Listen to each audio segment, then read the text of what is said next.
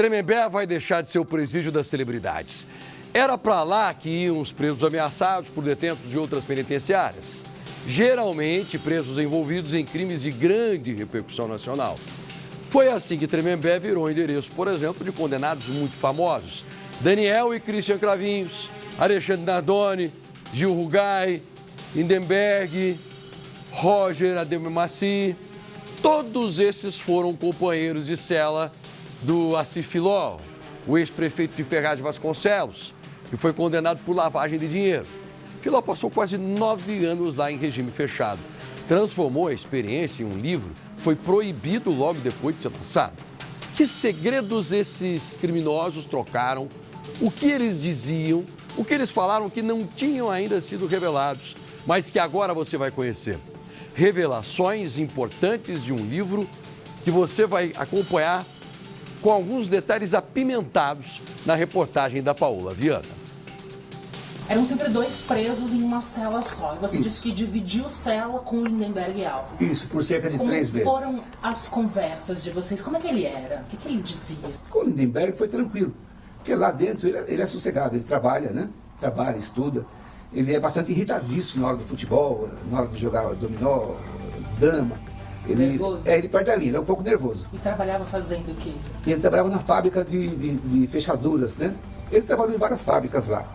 Desde quando ele chegou lá, desde o começo dos primeiros dias, ele já começou a trabalhar. Ele conseguiu remir a pena dele em menos 3 anos trabalhando. E vocês ficavam juntos na cela? Isso. Quantas horas? Fecha às 5 da tarde, né? E abre às 6 da manhã. 6 para quem trabalha, 7 para quem estuda. 6 para quem trabalha nas fábricas, 7 para quem estuda, trabalha e faz atividades culturais, né? Lá tem bastante que a gente vai relatar.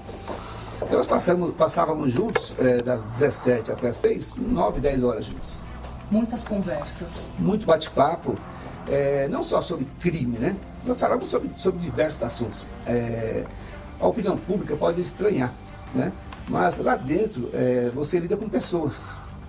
E o que ele te dizia? O que ele te falou que em algum momento te surpreendeu como homem?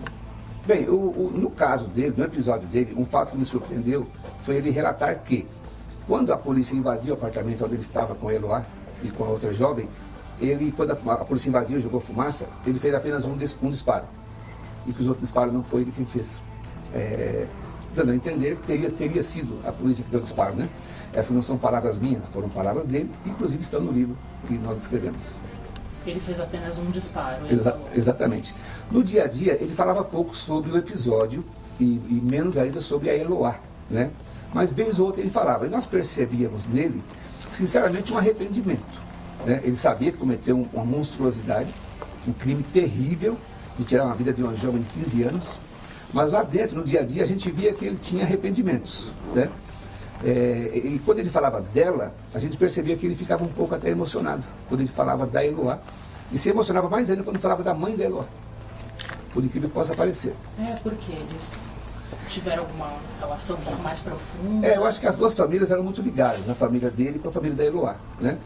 E apesar da tragédia que ele cometeu, né, do crime bárbaro que ele cometeu, ele era muito família. O Lindenberg trabalhava em 2 empregos, estudava, ele levava a mãe para trabalhar. Né? Ele nunca se envolveu com drogas, essas coisas. Você acredita que ele tinha um sentimento por ela? Doentio. Eu acho que era um sentimento doentio. Eu trago essas questões do dia a dia, da realidade, para a opinião pública ter uma noção melhor de como funciona, né? Repito, lá dentro a gente não vê o monstro que cometeu a fatalidade, a tragédia. Você convive com as pessoas. Então no dia a dia, o Lindenberg normal, trabalhava, estudava, praticava futebol. Só tinha briga na hora do futebol. Na hora do futebol ele não tinha tranquilidade, ele brigava muito fácil. Alexandre Nardoni, você conviveu com ele de que forma? Ele era do pavilhão 2, eu do pavilhão 1. Os 2 pavilhões eles não se encontram muito, apenas quando vão a cultos na igreja ou atividades culturais como café literário ou eventos que tem na unidade. Lá tem muitas festas, muitos acontecimentos. Foi muito difícil me aproximar dele, porque ele é bastante introspectivo. Reservado. Isso. Reservado. Ele não olha muito nos olhos quando conversa. Parece que você vê uma pessoa assim que está levando um peso de 500 quilos nas costas, né? Tamanha a repercussão e a barbaridade do crime que levou ele para a prisão. E ele fazia o que lá dentro? Quando ele chegou lá, ele passou por todos os trabalhos. Faxina, biblioteca, artesanato. E depois ele se firmou na oficina de consertos de carteiras e cadeiras escolares, né? Onde ele era uma espécie de gerente, ficava com a prancheta na mão anotando o que era consertado de cadeiras, carteiras.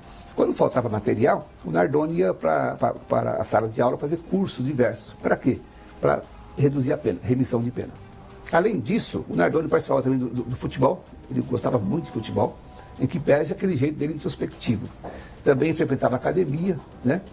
E vez ou outra ele descontraía, mas era muito raro ele descontrair.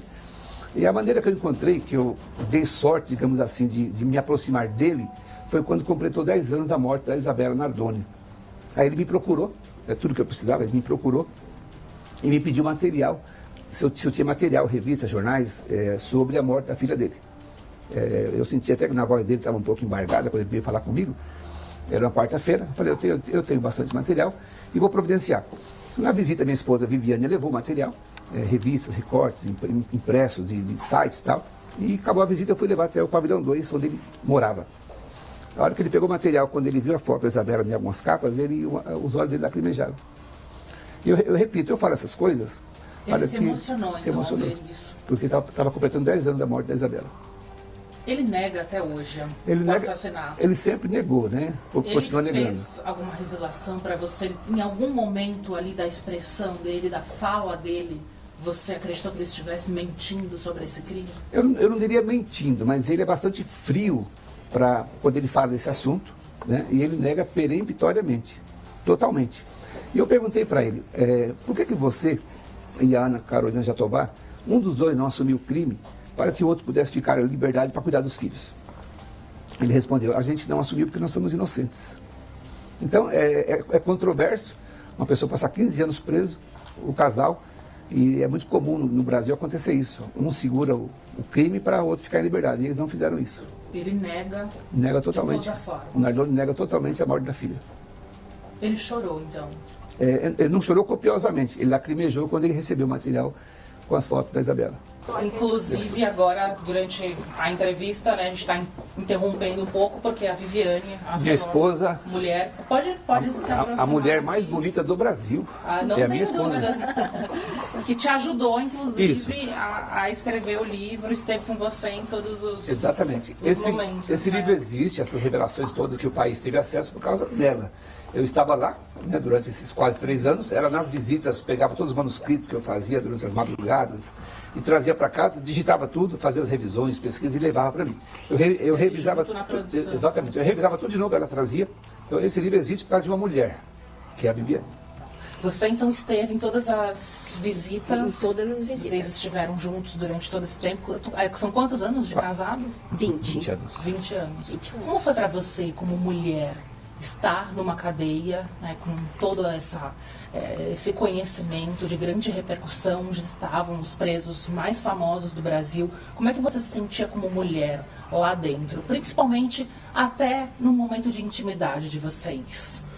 Bom, eu como mulher, né, a gente não espera passar por isso, nenhuma das famílias que estão lá, né, na visita, é um sofrimento muito grande, é uma dor muito grande, mas a gente não pode estar abandonando nosso companheiro, né? Mas você, por exemplo, tinha direito à visita íntima? Com certeza, todos têm o direito lá. Quantas horas?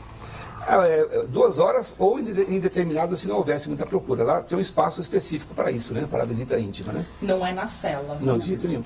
É um outro local. Tremembé é uma outra realidade do sistema prisional, como eu disse. Lá tem um espaço para visita que é muito organizado, tudo limpo. É um salão grande, parece um salão de condomínio fechado, né? Você vê que eu sempre levei meus filhos. Lá tem a igreja, tem a sala de leitura deles, tem parque de diversões. Eu sempre levei minhas crianças. O Assir, ele participava muito das peças de teatro por conta dos meus filhos, para meus filhos assistirem. As crianças podiam ficar ali. Os familiares juntos. Todos podiam estar assistindo junto. Você fala do Abdelmoacir. Você viu ele simulando em algum momento alguma doença, algum sintoma ali, se fingindo estar doente, como ele fez em vários momentos? Eu convivi com o Roger Abdelmoacir em Tremembé durante um longo período. Fiz amizade com ele. Ele não é meu amigo, mas eu fiz amizade com ele para entrevistá-lo, para conviver, para tirar dele o máximo de informações possível.